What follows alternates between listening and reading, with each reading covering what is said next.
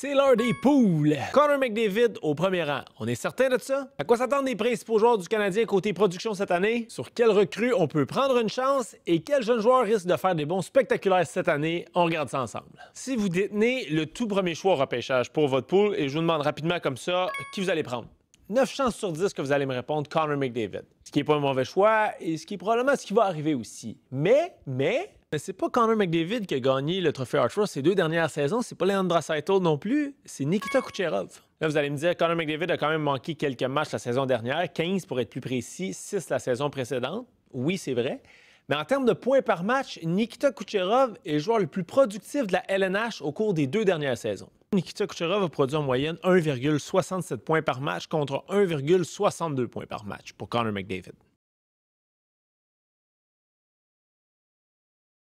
Deuxième dossier que je vais aborder avec vous, c'est la stratégie de repêcher les défenseurs offensifs les plus productifs, en l'occurrence Cale Makar et Quinn Hughes, assez tôt dans le repêchage. Disons que si vous avez la chance de repêcher Connor McDavid, Leon Draisaitl, Nathan MacKinnon ou Nikita Kucherov, ben là, c'est assez facile.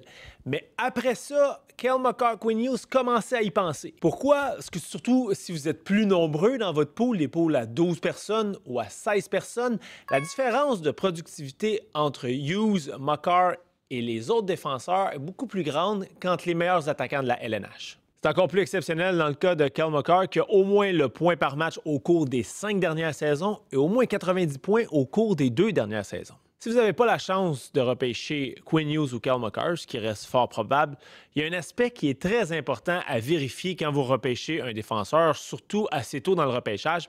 Est-ce que le défenseur en question joue sur la première vague de son équipe en avantage numérique? La grande majorité des équipes maintenant utilisent un seul défenseur sur leur première vague en avantage numérique et comme on le voit à Montréal, souvent, la première vague va jouer 1 minute 15, 1 minute 20, même 1 minute 30. À ce sujet-là, Lane Hutson, Noah Dobson chez le Canadien. Comment ça va marcher cette affaire-là?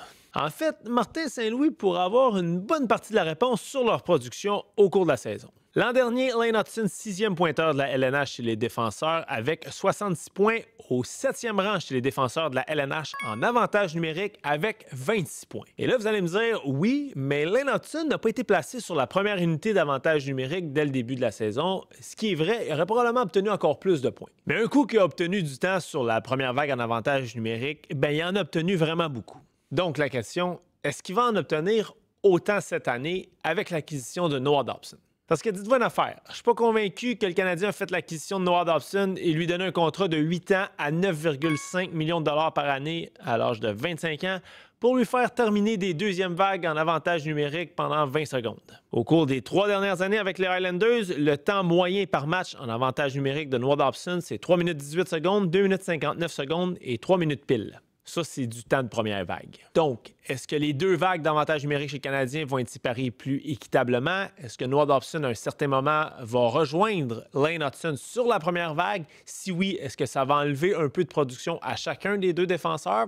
Ça va être à suivre. Nick Suzuki, maintenant. Il ne sera probablement pas dans les 10 meilleurs pointeurs de la LNH, mais on a clairement vu l'année dernière qu'il a atteint un autre palier dans sa production. 89 points. Est-ce qu'il va être en mesure de franchir le cap des 90 points cette saison? C'est loin d'être impossible, surtout que l'attaque du Canadien s'est améliorée. Ce qui est intéressant dans le cas du capitaine du Canadien, c'est sa constance. Premièrement, il n'a jamais manqué un match depuis ses débuts dans la LNH. Et deuxièmement, il a tout le temps eu une amélioration statistique dans son rendement depuis ses débuts. Juraj Slafkovský maintenant. Comment qu'on l'évalue, lui? Question qu'on va avoir à se poser éventuellement dans le cas de Slafkovský, c'est à savoir si son efficacité sur la patinoire va à ce point-là se transposer dans sa production offensive. Obtenu 50 points en 2023-2024, 51 l'année dernière. Donc, est-ce qu'il va obtenir 15 ou 20 points de plus cette année? Personnellement, moi, j'en doute. Ivan Demidov, maintenant. Cette année, dans un pool, est-ce que vous choisissez Ivan Demidov, 19 ans, avant Juraj Slafkovský, 21 ans? Personnellement, même si ce n'est pas un pool keeper seulement pour cette année, ma réponse est oui. Évidemment, c'est difficile de prédire comment va se passer sa première saison complète dans la LNH parce qu'il a disputé seulement 2 matchs en saison régulière l'année dernière.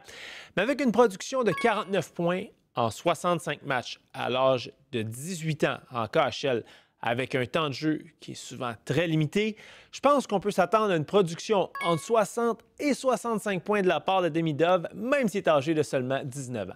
Un bon comparatif d'ailleurs, c'est Matvei Michkov qui avait une production de points par match à 18 ans en KHL similaire à Ivan Demidov, qui a obtenu 63 points en 80 matchs à 19 ans, sa première saison avec les Flyers. Chapitre des joueurs recrues maintenant, on a 4 dossiers à évaluer pour vous. Michael Misa, deuxième choix au plus récent repêchage par les Sharks de San Jose. Produire dans la LNH à 18 ans, c'est pas facile. Dans l'histoire de la LNH, dans l'histoire au complet, seulement 15 joueurs de 18 ans qui ont obtenu au moins 60 points.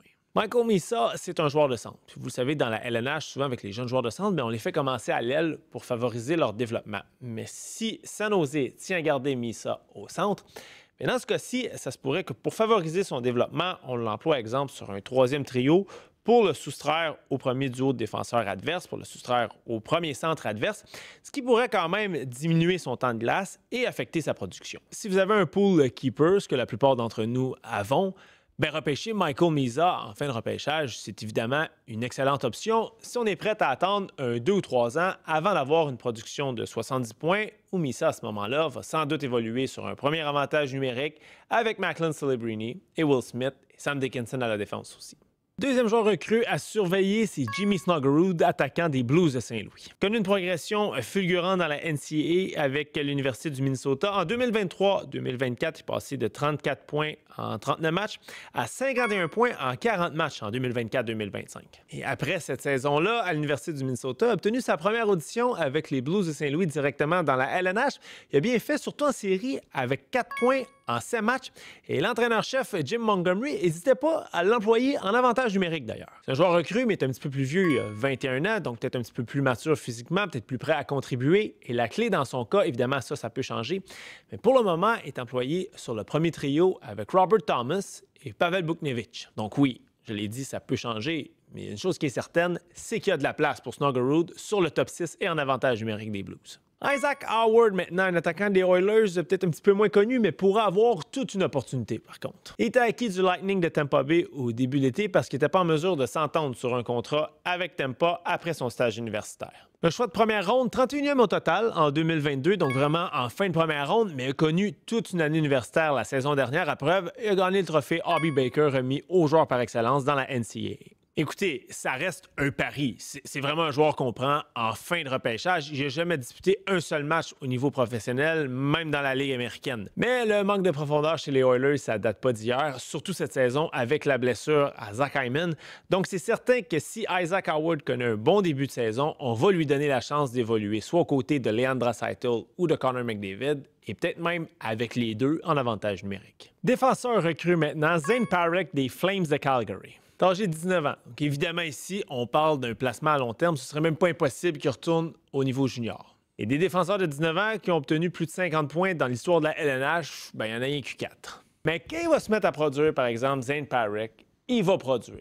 Ce sera peut-être pas le défenseur le plus complet, mais c'est difficile d'imaginer pourquoi ce gars-là ne produirait pas un certain point dans la LNH. En 2023-2024, à son année de repêchage, 96 points en 66 matchs. C'est un défenseur. Et l'an dernier, 107 points en 61 matchs, dont 33 buts. Disons que niveau junior, il a prouvé ce qu'il avait à prouver. Peut-être un petit peu contradictoire, mais pour cette saison du moins, c'est peut-être son jeu défensif qui va dicter sa production offensive. Si vraiment chez les Flames, on se rend compte qu'à 19 ans, il est vraiment pas prêt à faire le travail défensif d'un défenseur de la LNH, c'est improbable, mais c'est pas impossible qu'on le retourne au niveau junior à sa saison de 19 ans. S'il est capable de tirer son épingle du jeu défensivement et de demeurer avec les Flames à 19 ans, dans ce cas-ci, c'est certain qu'on va lui donner la chance d'exploiter son talent, possiblement avec du temps de qualité en avantage numérique. Une affaire que j'aime aussi regarder quand je fais des poules, disons des poules de 12 personnes. Donc vers la 5e, 6e ronde, quand vraiment les gros canons sont sortis, c'est des joueurs de 20 à 23 ans qui, d'une année à l'autre, ont connu vraiment un bond spectaculaire en termes de production offensive. J'ai 3 candidats à vous présenter là-dessus. Le premier, c'est Logan Cooley, 3e choix au total en 2022. C'est un joueur purement offensif. On s'entend, il fait ses débuts dans la LNH à 19 ans. C'est la même année de repêchage que Juraj Slafkovský, choisi, on le sait, au premier rang au total. Mais à 19 ans, Cooley a obtenu 44 points en 82 matchs. Je vous rappelle qu'à 19 ans, Slav avait obtenu 50 points. Mais la saison dernière, Cooley, c'est 65 points en 75 matchs. C'est un bond de 21 points en 7 matchs de moins que l'année précédente. Et c'est certain qu'avec le Mammouth, une équipe qui arrive à maturité, un petit peu dans la même situation que le Canadien, qui a raté les séries de très peu la saison dernière, Cooley va avoir la chance de jouer avec d'excellents alliés, que ce soit les Clayton Keller, des Dylan Gunter ou des J.J. Peterka.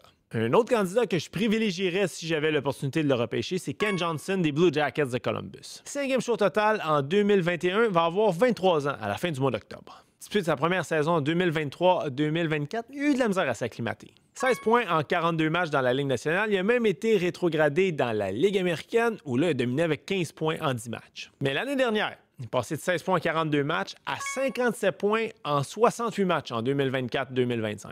Puis dernier, c'est Matthew Nice des Maple Leafs, un choix de 2e ronde en 2021. Nice va avoir lui aussi 23 ans à la fin du mois d'octobre. Il a connu une excellente progression la saison dernière. 35 points en 2023-2024, 58 points en 2024-2025 et aucune raison pour laquelle ça pourrait ralentir cette année. Le départ de Mitch Marner ouvre directement la porte à Matthew Nice pour venir s'installer sur une des meilleures unités d'avantage numérique, une des plus intimidantes en tout cas, avec Morgan Riley à la pointe, Austin Matthews, William Nylander et John Tavares à l'attaque. Donc, on veut savoir, dites-nous selon vous, c'est qui votre carte cachée? Quel joueur à qui on pense pas qui va, à la fin de l'année, vous faire gagner votre pool? Écrivez-nous dans les commentaires.